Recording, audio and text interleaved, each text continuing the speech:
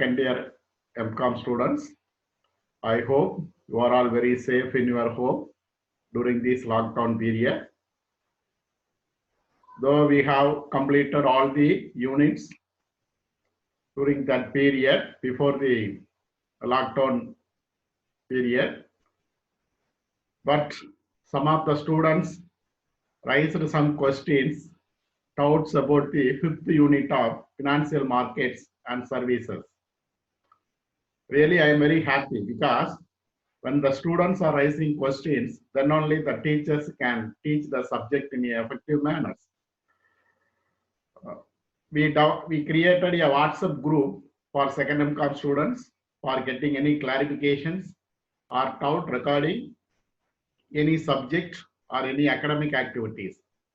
Though I have shared the fifth unit study material to you in the WhatsApp group, then I shared one quiz program which is exclusively for our commerce department students. I hope you are all filled that Google Forms quiz program. Now, again, I want to meet you with this presentation. Why I am in offline mode? Because we plan to organize this program in online mode, live mode, but most of the students are in different locations. They are committed with some different activities. They are not able to assemble in a particular time. So that I decided, so I will record this matter and I will send to you through WhatsApp or YouTube. You can download, you can view at your own time. Okay, so this is the purpose of conducting the class. Okay, now today we are going to discuss about the topic of the depositories. The depositories, you know, it is one of the very important topic in the financial market and services. First, we have to understand what is the depository. Depository is that word which is associated with the collection of securities or safeguard of securities in an electronic format. Now, due to the availability of information and communication technology, the stock market operation were transformed into digitalized model, so that we are not able to keep all our documents or records or share certificates in a paper mode. It should be in a alternative mode, that is the digital format. And also there is a need of keeping this digital format of stock or shares in a different mode or in a safest way. That is the reason behind the depositories. Next, what is the depository? The depository is transforming the ownership of shares of the investor's account to another account when a transfer is exit. It is one of the primary functions of a deposit. This helps reduce the paperwork for the executing a trade and speeds up the transfer process. Another functions of a deposit is the elimination of risk of the holding the securities in physical form, such as theft, loss, fraud, damage, or delay in deliveries. You know that it will happen frequently. If you are keeping the deposits, if you are keeping your documents in a paper mode, there will be a possibilities of loss, fraud, damage, theft, like that. So that we are preparing for the deposit. The depository services also include checking and savings accounts and other transfer of funds and electronic payment through online banking or debit cards. The customers give their money to a financial institution with the benefit of the company hold it and give it back when the customer requests money. So you are going to simply deposit all your things in the electronic format. When you need, the concerned authority, it may be the banking or the financial institution, will get back your deposits or your securities. The depository system, The introduction of the depository system gives a way for dematerialization of shares. The dematerialization, there is one topic in this unit. The dematerialization is nothing but the conversion of the physical format of securities into electronic format. A depository is an organization which holds the securities of a shareholder in electronic form at the request of the shareholder. The depository, what the depositories are doing, they are holding the physical format of the securities of the customers in the electronic format. When they are demanding, they will transfer that electronic format into physical format. The development of information and technology has paved the way for many innovative things in the stock exchange. The stock scam, which took the stock market during 1990s, there was a stock market scam by the Harshad Mehta in the year 1990s, also made the government to take preventive measures to avoid this recurrence of such scams. All these resulted in the introduction of a new type of stock trade called as a dematerialization. So after the securities came in the year 1990, the government decided to convert all the physical securities into digitalized format. Then structure of depository system.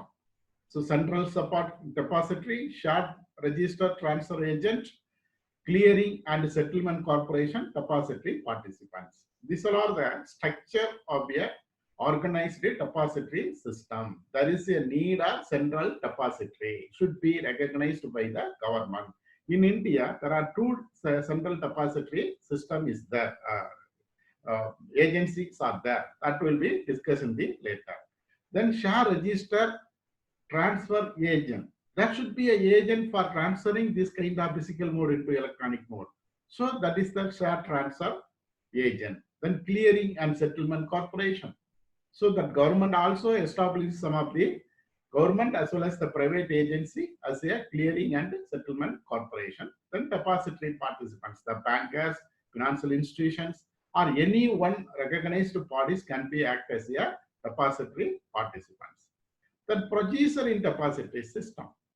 The procedure, what are the procedures should be followed when you are going to maintaining the depository system? It is also one of the important things.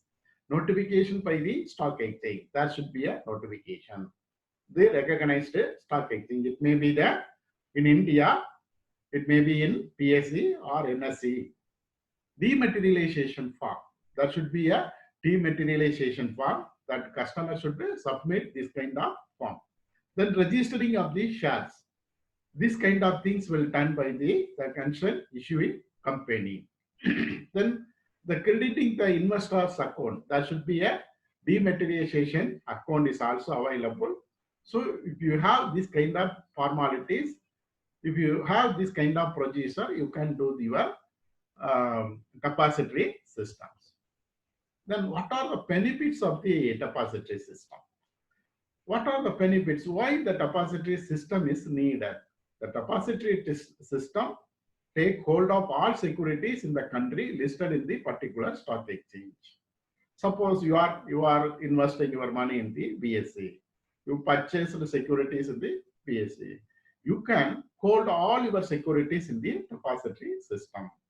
The introduction of electronic system enables speedy transaction and accuracy. It can be speedy and accurately transfer from one person to another person, or it can be speedy and accurately convert from one mode to another mode. In a depository system, the security holders can sell and buy securities by which liquidity is part to their securities.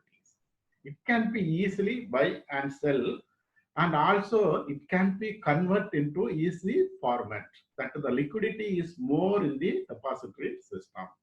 The blank transfer are avoided and holding of shares in Benami name is also prevented. So here, so I can deposit my stock only in my name. I cannot deposit my shares in the another person's name, so that it is avoiding the Benami, or it is avoiding the blank transfer. Okay. Then registration and stamp charges for the sale of security would be easily collected by the government. Easily, because it is all transparent manners. Everything is some evidence, so that the government can easily collect the stamp duty and other other fees. We cannot escape, or the government can easily do it. Depository promote more activity in the capital market as trading in genuine share. With the effect of this depository system, there will be a confidence about the stock market, even that layman and the middle class people are entering into the stock market and purchasing their shares, because the depository ensure more transparent manners. The depository avoid use of stationery and prevent delay in registration transfer. Registration and transfer. Here, there is no paperwork. Only it is all electronic format. When you buy the shares, so your shares will be deposited in your trading account. Automatically, these shares will be converted into a electronic format as a depository mode. Okay. So this is all. These all are some of the important benefits of the depository system. Then, though the depository systems are having some advantages or the benefits, there are certain limitations or the disadvantages of the depository system. We also understand that. First one is increasing cost are experienced by the shareholders. So this is one additional process. When I purchase the shares, so I should convert into some depositories. So for that process, I have to pay some money. So it leads to some cost. So depository system is not effectively regulated by the SEBI. Of course, the SEBI has given very limited restriction to the depository system. And also there is no organized regulatory body to regulate this depository system in our country. So it is also one of the limitations or the disadvantages of the depository system. If the stock market transaction will be uniform only if the depository system is made mandatory in India. So these also, India is a diversified country. We have n number of stock exchanges. Still, we are having more than 23 stock exchanges around the country, except BSE and NSE. Different types of stock exchange operations also available. So we cannot same kind of transaction in BSE and NSE. NSE will do some kind of transaction and BSE will do some kind of transaction. And other OTC will also do some different kind of transaction. And other regional stock exchanges also, they have their own transaction style. So if the styles and if the transaction will be different, implementation of the depository will be somewhat difficult in our country. Okay. Then it gives an impression that the general public still lack of knowledge of depository system. Even the people are not aware about the depository system. Even the students are not aware about this kind of depository system. The government also introduced a scheme. It is called as a DigiLock, digital locker facilities, in the way of Skill India program or Digital India program. So as per these DigiLock facilities, the students or any public can transfer, can digitalize their documents and deposit in the DigiLock facilities. But how many of the people are doing this kind of services? Because of the lack of awareness and knowledge in these records. So it is also major impact in the depository system in our country. Then discrimination between dematerialization and physical shares will affect transaction in the market. So if any discrimination between the physical form and the digital form, there will be a problem at the time of transferring shares or the securities in the stock market. Okay, so these are some of the limitations of the depository system in our country. Then dematerialization. So already we mentioned that depository will be possible only in the case of the dematerialization. These are the interrelated or interdependent procedures or the activities. Dematerialization. There are two concepts there in the stock market. One is dematerialization and another one is rematerialization. The dematerialization is the dematerialization of shares physical transfer of shares is avoided and the transaction take place through a electronic media. This saves time and stationery and also prevent the loss of documents in transit. So we already mentioned before 1990s, the stock was in the paper format. It was in a physical format. Because of the scam and other malpractices in the stock market, the government decided to convert all the securities and stocks into electronic format. So that process of converting the physical form of shares or documents into electronic format is called as a dematerialization. Okay. So the for dematerialization, for example, I want to dematerialization of my all documents, all my share related documents. I need to open a demat account. That is a dematerialization account. A demat account is an account to hold financial securities. It may be the equity or debt in electronic format. Suppose I am dealing stock market with the stock market. I am purchasing and I am buying and selling lot of shares in the stock market. I want to transfer my physical form of shares into electronic format.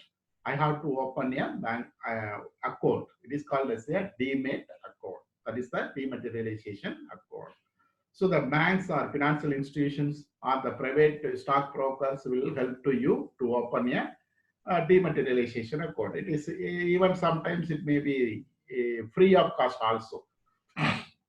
In India, demat accounts are maintained by two depository organizations. So I already told in the previous slides, the demat accounts are maintained by two depository organizations. One is NSDL, that is the National Securities Depository Limited, and CDSL, that is the Central Depository Service Limited. These two people are responsible to develop depository in our countries. They have given some assignment to some other financial institutions also. A depository participant, TP, maybe a bank act as a intermediator between the investors and the depositories. So you need not go to NSDL or CDSL to open a depository account or demat account. You can approach the bankers or the financial institutions to open a demat account because they are act as a intermediators in between the customers and the depository organization. Then another one is called as a securitization. Securitization is the process of taking an illiquid assets or group of assets and through financial engineering transforming into a security. Securitization. So making more security or making more liquidity of your assets with the help of some financial engineering. What is that financial engineering? This is one new concept which is available in this. There is a concept, financial mathematics, financial engineering. Lot of engineering and mathematical approaches are used in the financial management nowadays. The financial management become more and more as a science oriented or a technological oriented. It is not belongs to the management or the accounting concept.